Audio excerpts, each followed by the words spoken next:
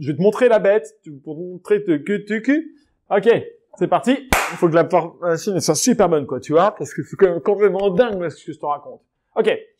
9 165 € de loyer sur un seul appartement en un mois. Je vais te montrer la bête, parce que tu te dis, bah attends, c'est complètement impossible. Alors bien sûr, on va être sur de la location courte durée, mais je vais te montrer l'appartement en détail et je vais te montrer même avant ça directement mon appartement pour te montrer que les chiffres sont réels. Et l'appartement, bah, c'est exactement le même que celui dans lequel je me trouve, mais la version juste en bas.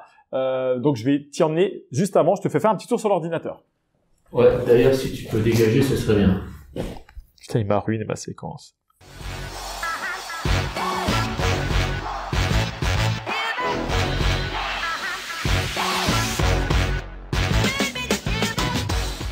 Ok les amis, ça y est, on se retrouve donc sur un outil que vous connaissez peut-être, qui est un Channel Manager, qui nous permet de gérer notre location courte durée à distance de manière complètement automatique et de synchroniser les prix, de faire du revenue management, enfin de la beauté de tout ça. Et puis je vais vous montrer donc les chiffres pour le mois d'août. Alors vous allez voir que là je vous parle que d'un seul appartement. Donc je vais vous montrer les chiffres. Alors de 9 165 €.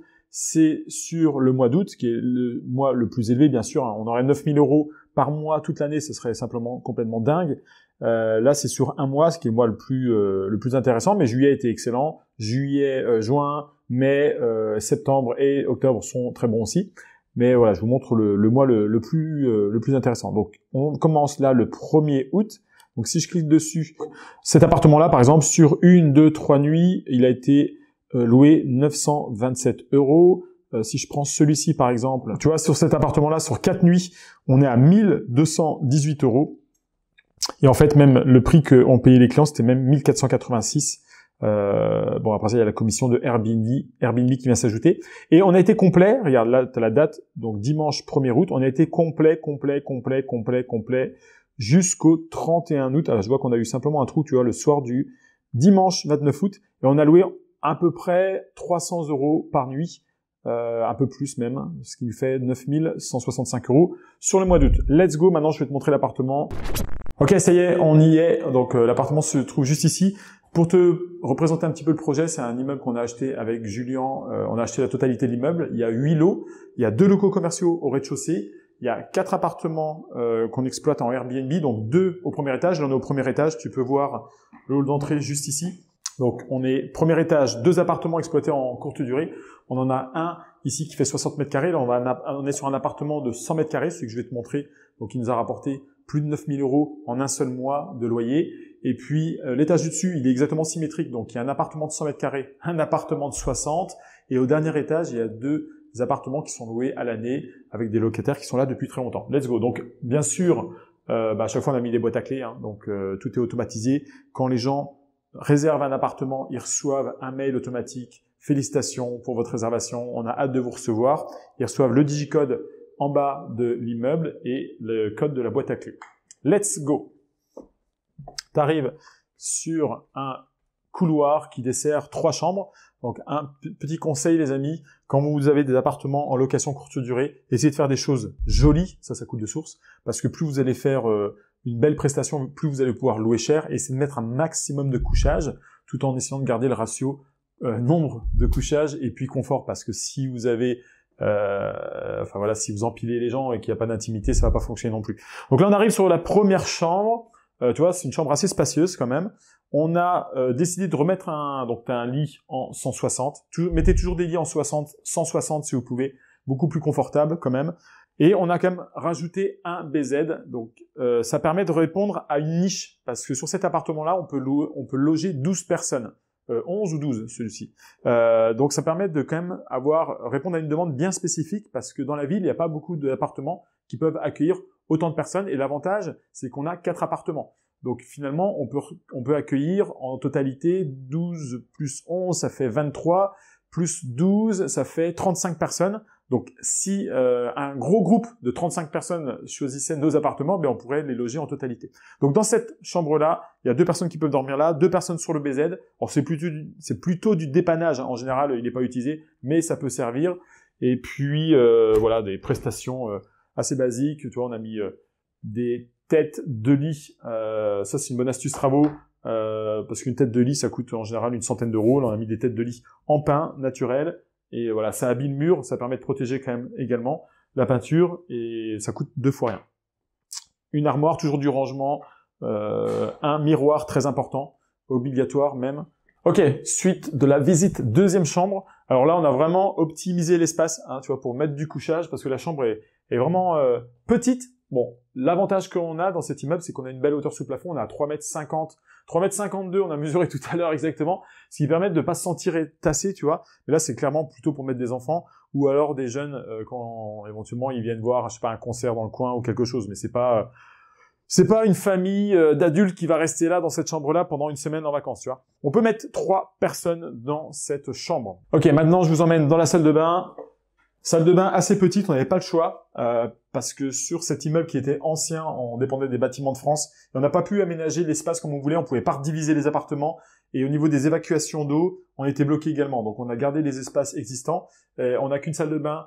Ça sera à refaire, on mettrait une salle de bain beaucoup plus grande, voire 2 salles de bain dans ce type d'appartement. Bon, des fois, on s'adapte, tu sais, la rénovation, on fait comme on peut.